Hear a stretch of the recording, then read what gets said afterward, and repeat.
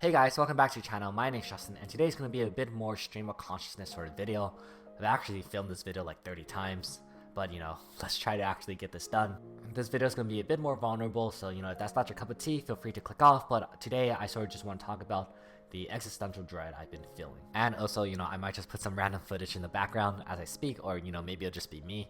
We'll see. Essentially today, I just really want to talk about this feeling of existential crisis and coming into a full-time job. I think now that, I am working a full-time job, I sort of been wondering what comes next.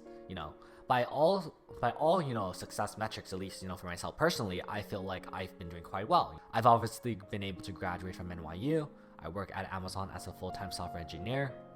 I am doing comfortably financially, and I have great relationships and so on. There's not necessarily any one thing that is wrong with my life. And yet at the same time, I always keep wondering what's next, right? And I don't think it's, the general platitude of like be present in the moment, because I've done a lot of that, like the meditation or taking time to spend time with family and friends, or, making sure you set aside your weekend time to go out and explore.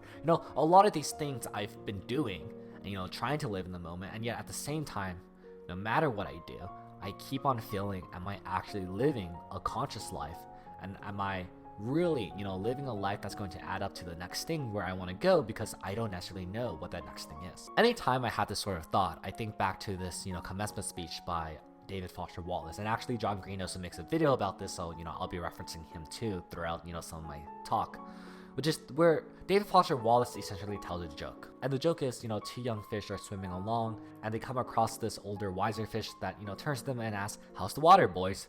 But the two young fish just keep swimming along until one of the younger fish turns to the other and asks, "What the hell is water?" And for a really long time, I loved this joke, and I still do. I was first shown this in high school, and it's just popped up occasionally throughout the years. And I really love this joke because I think it really points out this thing of like, yeah, what is water? What is this water around us? What is this unconscious state that we are living in? Because we often do not think about that, right? I've been chasing after what is water. I look up to a lot of people out there, like people like Casey Neistat or Mayuko or Jarvis, or like there's a bunch of YouTubers out there, or just people even from my own personal life, such as my mentors and my families or my friends. And I always like asking them questions about their life and things like that, because I'm trying to figure out what is water, and I'm hoping that they have the answer. But the reality is that no one really does. And even those who purport to know it, from religion to academia to tech to the humanities, there is no real answer. In some ways, like how John Green talks about, maybe the answer to what is water is just asking the question,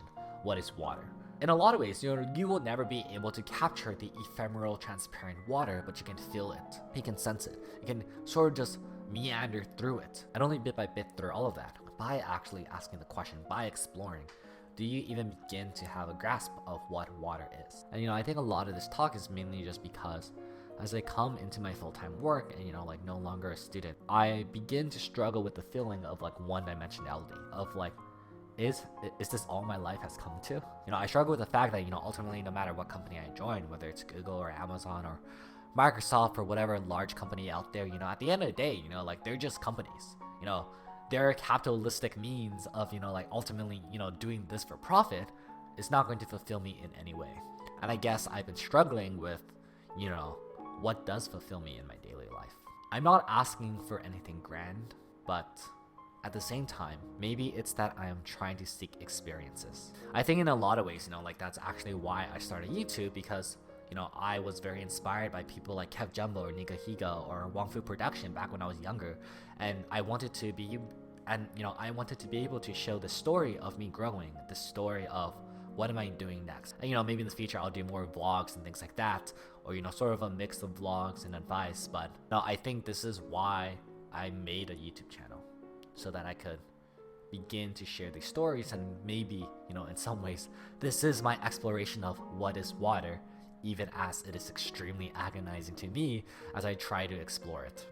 I just really wish that I could know the answer without having to struggle through it, wondering what is next as the years pass on by and I feel the passage of time so in front of my mind. Yeah, so maybe that's just it. Maybe in all this agonizing pain, the answer is just to keep on exploring, keep on asking. Anyways, I know that this is a bit of a weird video to make. It's not necessarily like an advice video or a formalized video, but I really just needed a moment to speak, share some of my thoughts, and maybe, I can hear from some of you guys if, anyone's watching this. I'm like, how do you deal with this question of what is water? What comes next? What are you chasing after? Because, for me, at some point, like, no matter how much money I save up, no matter how far I progress in my career, no matter how good my relationship gets, there is that sort of a bit of empty hollow feeling of, is there something next? I'll see y'all next time, and goodbye.